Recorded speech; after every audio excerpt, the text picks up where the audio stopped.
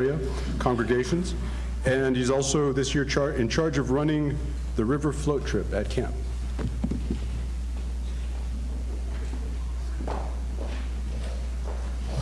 Well, happy Sabbath, everyone. So lovely to be here again. This is my third year in a row being able to be hosted by this wonderful congregation. Always nice to see old friends and also see all that have gathered to attend Pinecrest this year. We're obviously very excited for the upcoming week at camp, but also just very nice to be here with you on this Sabbath day and appreciate the opportunity to speak today. So thank you very much. Over the years, I've often been impressed by many of the speakers in the Church of God. Many of them are so well read, and they'll often get up and they'll give a sermon or sermonette or split, and they'll quote from some really well-written books and bring out a lot of insights from those books.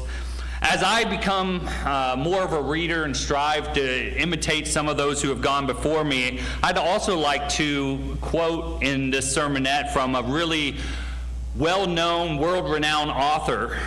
If we could get to second slide, the book I'm going to quote from is Horton Hatches the Egg by Dr. Seuss. Now, I don't have time today to read the whole book to you. It's a pretty big book, but Horton Hatches the Egg tells the story of Horton the elephant, who is persuaded by lazy bird Maisie to sit on her egg so that she can fly off and take a short rest. He agrees, and so off she flies. I'd like to read just an excerpt from this book to begin today. It says, "And he sat all that day, and he kept the egg warm. He sat all that night through a terrible storm. It poured and it lightened, it thundered, it rumbled. This isn't much fun," the poor elephant grumbled. "I wish she'd come back, 'cause I'm cold and I'm wet. I hope that Maisie bird doesn't forget."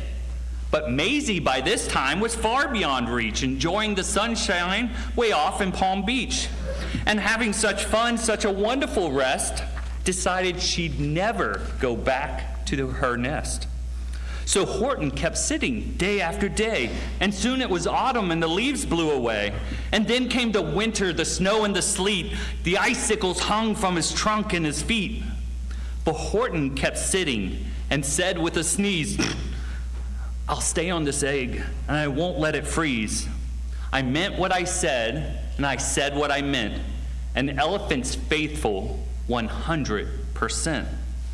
And as the story goes on and on with more difficulties for poor Horton, he often repeats that line, "I meant what I said, and I said what I meant. An elephant's faithful 100%. And in the end, Horton does stay true to his word, and the egg finally hatches. But I'll leave it for you. You'll have to read the book yourself if you want all the details of how it ends. We used to live in a world where a man's word was his bond. You could trust someone if they gave you their word. That was enough. But sadly, today, people's word often means very little. Politicians run on promises and then rarely fulfill them. Someone can look you in the eye and then do something completely different. But today I want to talk about us as the Church of God. Are we faithful 100%? Are you and I faithful to the words we give 100%? Please turn with me to Psalm 15. Psalm 15. This is a Psalm of David, and it starts with a very simple question in a lot of ways. Psalm 15, verse 1. "Lord," David asks, "who may abide in your tabernacle? Who may dwell in your holy hill?" Now, we don't usually use those type of words, but what David is essentially asking is, what qualities in someone's life are pleasing to you, God? And at the end of verse 4, we're just going to go to the end of verse 4. One simple line here. At the second half of verse 4, it says, One of these qualities is he who swears to his own hurt and does not change. He who swears to his own hurt and does not change. I want to first take apart a little bit this idea of he who swears. If you go with me to Matthew 5 and verse 33. Matthew 5, verse 33. We'll read 33 through 37 if you're jotting this down. Matthew 5, 33. Jesus here is diving deep into the issues of humans keeping their word. And in verse 33, he says, "Again, you have heard it said to those of old, you shall not swear falsely, but you shall perform your oaths to the Lord. But I say to you, do not swear at all, neither by heaven, for it is God's throne, nor by the earth, for it's his footstool, nor by Jerusalem, for it is the city of the great king. Nor shall you swear by your head, because you cannot make one hair black or white or black. But let your yes be yes, and your no, no. For whatever is more than these is from the evil one." This is a simple principle that even a child can understand. When we say yes, it should mean yes. And when we say no, it should mean no. Because in that time, in that first century, a culture had developed where to get someone to take you seriously, you would have to swear on different things. And so maybe to get, if you let me borrow your cow this coming week to plow my fields, I'll pay you this amount of money, and I swear on the temple I will pay it to you next week.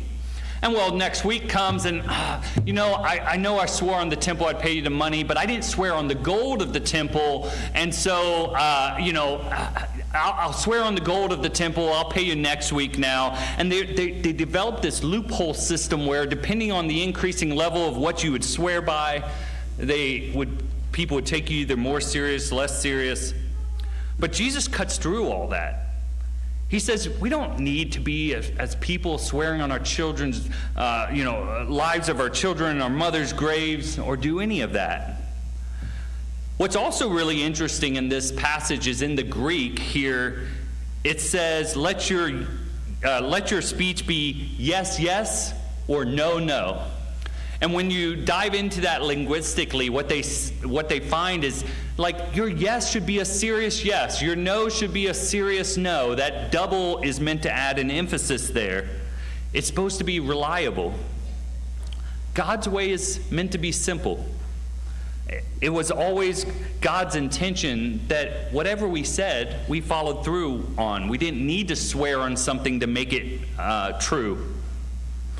The second part of that verse we read back in Psalm 15 says, to his own hurt. And in the Hebrew, this means affliction. It means harm. It means punishment. So it's serious. It shows the great lengths we should go to when we've given our word that we're willing to suffer harm. We're willing to be afflicted. We're to have pain because we're not going to break our word.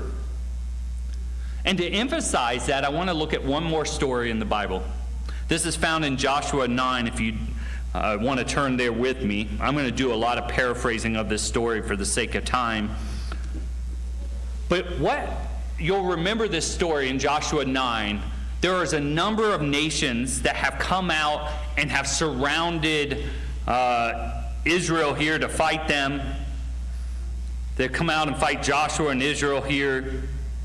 But then the interesting part of this story is that another nation, the nation of Gibeon, they hear about the greatness of this nation of Israel. They heard how, they had destroyed Ai, how they destroyed Jericho, and they come up with a completely different plan. They had come up with a plan to deceive Israel.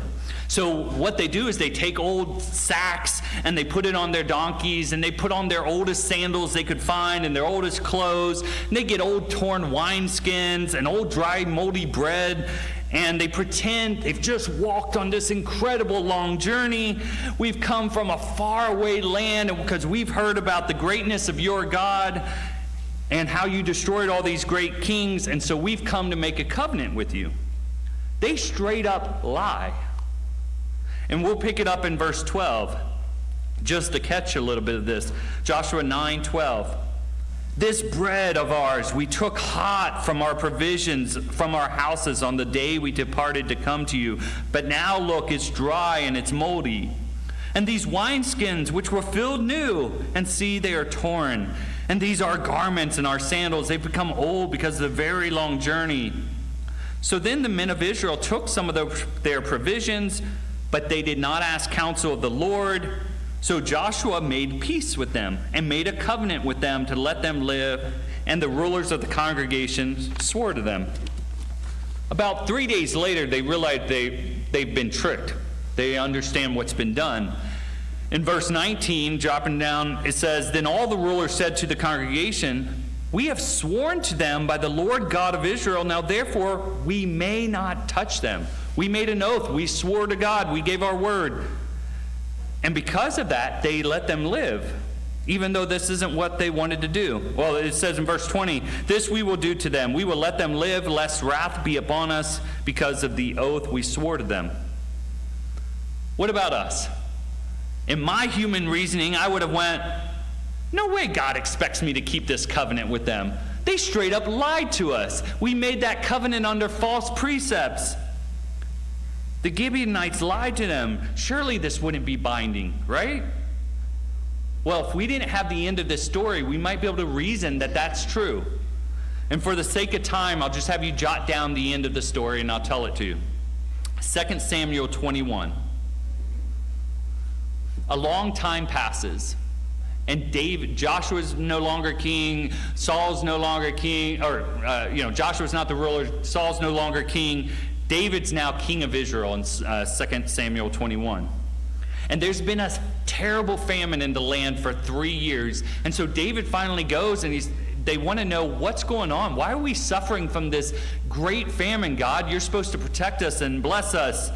And the Lord answers, It is because Saul and his bloodthirsty house, because he killed the Gibeonites. Verse 2 says, The children of Israel had sworn protection to them, but Saul had sought to kill them in his zeal for the children of Israel and Judah. So David ends up having to give 7 of Saul's descendants over to the Gibeonites who killed them. And it ends the story. So let's just recap that real quick. Joshua made the covenant. Saul later kills them and breaks that covenant. God puts a famine over the land for 3 years because of this, and David has to give 7 of Saul's later descendants over to the Gibeonites who slay them as penalty for breaking that covenant. Not always does the person who breaks their word suffer the consequences. Sometimes they might not even realize who got hurt later from them changing, the difficulties they caused others. This story is a powerful lesson about keeping our word, even when it's difficult, even when we're put out, that God expects us to keep it 100% of the time, faithfully. So is this our standard as Christians? Maybe you and I haven't thought enough about how we might break this principle.